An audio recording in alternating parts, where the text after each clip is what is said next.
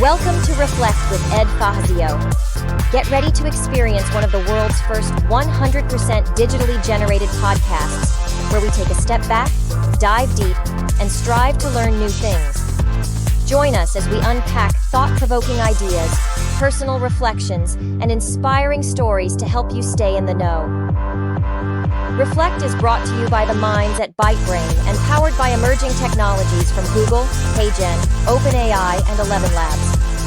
Thanks for tuning in. Now, relax and prepare to reflect. Welcome to Reflect, one of the world's first 100% AI-generated podcasts. Today, we're diving into xenotransplantation. Oh, yeah. You've shared some seriously interesting articles on this, and Yeah. I'm ready to get my learn on. It's a hot topic right now with all the breakthroughs. We're talking about No kidding. potentially solving the global organ shortage, which is Huge. pretty big deal. Mind-blowing to think we could be on the verge of growing organs in animals to save human lives. But before we get into all that, Sure. let's set the stage. Okay. You, the listener, are facing a problem. A huge problem. No. The global organ shortage. People are dying every single day because there just aren't enough organs to go around. Yeah. It's a goddamn tragedy. It is. In the U.S. alone, 17 people die each day waiting for a transplant. Oh, wow. And that's just the tip of the iceberg. Oh. Thousands more never even make it onto the waiting list. Okay, so the situation is dire, It is. but then comes this crazy idea. Yeah. What if we could get organs from animals? Enter xenotransplantation, the science of transplanting organs from one species to another. It sounds like something out of a sci-fi movie, It does. but it's becoming a reality. It's becoming reality, and when you think about it, it makes sense. We already use animal tissues in humans right. for things like heart valves and skin grafts. So xenotransplantation is really the next logical step. Right, so it's not completely out there. Right. But I gotta ask, why pigs? Why not monkeys or something closer to us on the evolutionary tree? Yeah, so that's a good question. It turns out that pigs are actually a really good match for humans in terms of organ size and function. Plus, they breed quickly. Okay. And we already have a lot of experience with pig genetics. So it's all about practicality. But good. And I guess a pig kidney is probably ready a hell of a lot faster than a chimpanzee kidney, right? Exactly. Plus, there's the historical precedent. Back in 1964, a chimpanzee heart was transplanted into a human patient, but it failed within hours because it was just too small to support human circulation. Damn. So size really does matter. But you mentioned pig genetics. We're not talking about just grabbing a heart from your average farm pig, are we? Oh, hell no. These are some seriously high-tech pigs. Scientists are using CRISPR technology to edit their genes and make their organs more compatible with humans. Okay, hold up, CRISPR. For our listeners who aren't science nerds like us, what the hell is CRISPR? Okay, so CRISPR, imagine a pair of tiny, super precise scissors that can cut and paste DNA. That's basically what CRISPR is. It allows scientists to make very specific changes to an organism's genes. So they're basically custom designing these pigs to grow organs that our bodies won't reject. That's some next level shit. It is. They've made 10 gene edits so far. 4 pig genes have been knocked out to reduce the chance of rejection and control organ growth. Okay. And get this, they've actually added 6 human genes. With human genes in a pig. Now that's just messing with my brain a little. Why add human genes? It's all about tricking the human immune system. By adding human genes, scientists are creating a sort of camouflage for the pig organ. The body is less likely to recognize it as foreign and attack it. So it's like giving the pig organ a human disguise. Sneaky. Yes. But speaking of sneaky, Yeah. what about those pig viruses everyone's freaking out about? The PRVs. Right. Porcine endogenous retroviruses. Yeah. It's a valid concern for sure. Yeah. But scientists are taking it seriously. The specific PRV that was a major worry, PRVC, has been bred out of these pigs. And they're rigorously tested to make sure they're PRV-free. Okay, so they're being super careful. Very. But even with all these precautions, I can't help but think about the ethics of all this. Yeah. Is it right to use animals as organ factories? Yeah, that's the million-dollar question, isn't it? Yeah. And there are a lot of other ethical considerations, too. We'll definitely need to delve into those. Yeah, we're going to have to unpack that whole ethical can of worms. Yes. But before we go there, Sure. let's talk about the breakthroughs. Yeah. You mentioned earlier that this isn't just sci-fi anymore. What kind of progress have they actually made? Oh, man, things are moving fast. In 2023, a team at NYU Langone Health managed to keep a pig kidney functioning in a human body for over a month. A whole month. Holy shit. It is. And then just last year, Massachusetts General Hospital went a step further. They actually transplanted a genetically modified pig kidney into a living patient. Hold the phone. They actually put a pig kidney into a person. Uh-huh. And they survived. Yep. And they did another successful pig heart transplant at the University of Maryland Medical Center in 2023. Wow. We're not talking theory anymore. Wow. This is real life. Okay, my mind is officially blown. This is some serious Black Mirror shit going on here. Right. It's both incredibly exciting and a little terrifying. Yeah. The potential is enormous. Yeah. But there are definitely some big questions we need to answer. No kidding. So we've got this incredible scientific advancement that could potentially save countless lives. Yeah. But it also raises a whole bunch of ethical questions. For sure. This is going to be a juicy discussion. It is. Get ready to dive deep, folks, because this is where it gets really interesting. You got it. Okay. And for you listening, stick around because we're about to unpack the ethical dilemmas of xenotransplantation. Yeah. It's going to be a wild ride. Yes, it is. Oh. All right, let's unpack these ethical dilemmas. Where do we even begin? Well, we just talked about these genetically modified pigs, right? Right. CRISPRing the hell out of them. Yes. To make their organs more human-like. Yeah. That's got to raise some eyebrows. Yeah, tampering with nature Yeah. is a big concern for a lot of people. Right. Some folks argue that we're playing God, Oh, yeah. messing with the natural order of things. Yeah, I can see that point. Yep. It's kind of like, who the hell are we to be rewriting the genetic code? Yeah. But then again, Right. we've been modifying animals for centuries Exactly. through selective breeding. Yeah. We've created dog breeds that look like furry little aliens, for crying out loud. Exactly. So is genetic engineering really that different? It's a slippery slope argument for sure. Where do we draw the line? And then there's the whole issue of animal welfare. Right, because let's be real, we're basically talking about turning pigs into organ factories. Yeah. Is that ethical?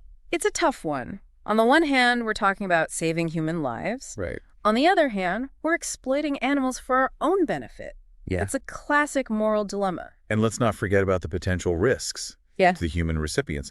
We've talked about PRVs, Right. but are there other potential complications we haven't even considered yet? Absolutely. We're still in the early stages here. Yeah. There could be long-term health issues that we don't even know about yet.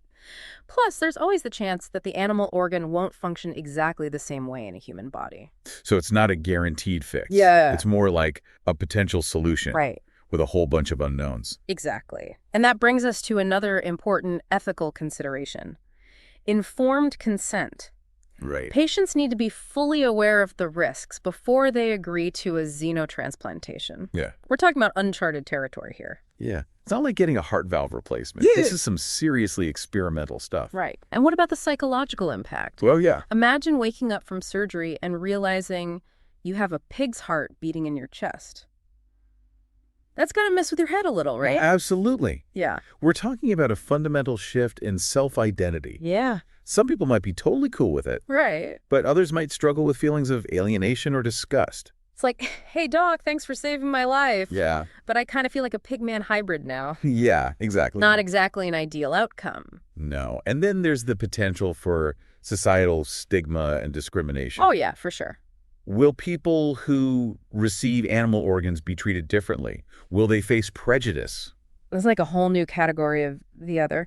And let's not forget about the potential for this technology to exacerbate existing healthcare disparities. Yeah. What's to stop this from becoming a treatment only for the wealthy? That's a huge concern. We need to make sure that xenotransplantation is accessible to everyone, not just those who can afford it. Right. Because the last thing we need is another reason for the rich to live longer and healthier lives, while the rest of us are stuck waiting for a human organ that may never come. Exactly. So, as you can see, there are a lot of ethical considerations to grapple with, and Yeah. there are no easy answers. It's a real ethical minefield, but at the end of the day, we have to weigh these concerns against the potential benefits. Right. We're talking about saving lives here. Yeah. People are literally dying while they wait for an organ transplant. That's the harsh reality, and that's why this conversation is so important. Yeah. We need to find a way to balance the potential benefits of xenotransplantation with the ethical challenges it presents. It's a tough balancing act, Yes. but it's a conversation we need to have. So what do you say, listeners? Are you ready to dive deeper into this ethical rabbit hole? Because we're about to explore the potential impact of xenotransplantation on individuals and society as a whole. Buckle up, Buttercup. It's about to get real. All right, listeners, we've talked about the science, we've dissected the ethics, but let's get real for a minute. What does all this actually mean for the people who are desperately waiting for a life-saving organ? Well, it's like a light at the end of a very dark tunnel. Yeah. Imagine you're on dialysis, your life on hold, Yeah. hoping for a kidney. Yeah. That might never come. Right. Xenotransplantation could change everything. It's like a second chance. Yeah. A whole new lease on life. Right.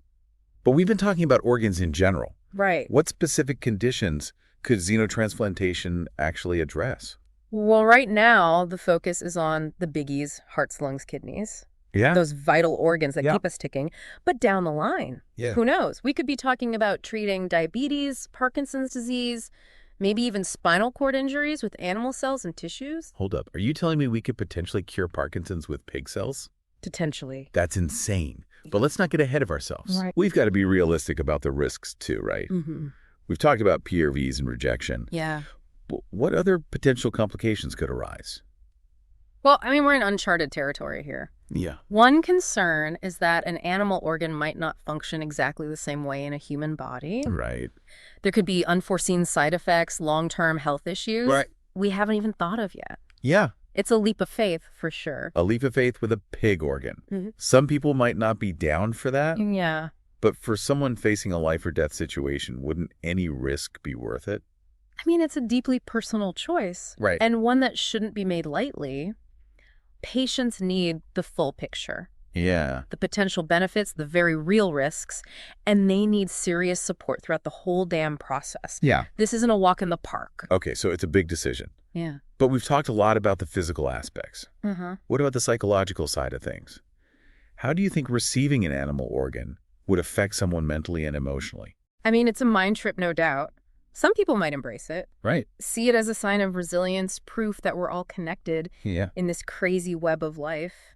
But others, they might struggle, feel alienated, even disgusted. Dude, can you imagine telling your friends you've got a pig's heart beating in your chest? Oh my God. That's some serious conversation starter right there. Yeah. But seriously, it highlights how important mental health support is going to be for these patients. Absolutely. We need to be ready to address the unique psychological challenges this technology brings up. And we can't ignore the potential for societal stigma. People can be assholes, let's be real. Oof, tell me about it. But it's like any major medical advancement, right? Yeah. There's fear resistance at first, but then we learn more, see the positive impact and attitudes start to shift. Fingers crossed it happens here. I hope so, because xenotransplantation has the potential to revolutionize medicine as we know it, alleviate suffering, extend lives, Yeah. give hope to millions. Yeah. It's a big deal. It's huge EE. So what's next? What are the key milestones we should be watching for in the coming years? Well, more clinical trials for sure. We need more data, more evidence to see how this all plays out long term. And of course, the science keeps advancing. CRISPR is just the beginning. Who knows what crazy breakthroughs are around the corner? Right, we're just scratching the surface here. It's exciting and scary all at the same time. We could be on the verge of a new era in medicine, one where animal organs are just a regular part of healthcare. Wild, right? Totally wild. It's a paradigm shift happening right in front of us. So, listener, what's your take on all this? Is xenotransplantation a scientific miracle, an ethical nightmare, or maybe a little bit of both? It's a question we're thinking about. Absolutely. As this field keeps developing, we all have a role to play. Stay informed, engage in the conversation, help shape the future of this crazy, potentially life-saving technology. Well said. And that brings us to the end of our deep dive into the fascinating, freaky, and frankly mind-blowing world of xenotransplantation. We hope you learned a thing or two, maybe even had your assumptions challenged a bit. Until next time, stay curious, stay informed, and don't be afraid to question everything. And hey, maybe think twice before you order that bacon cheeseburger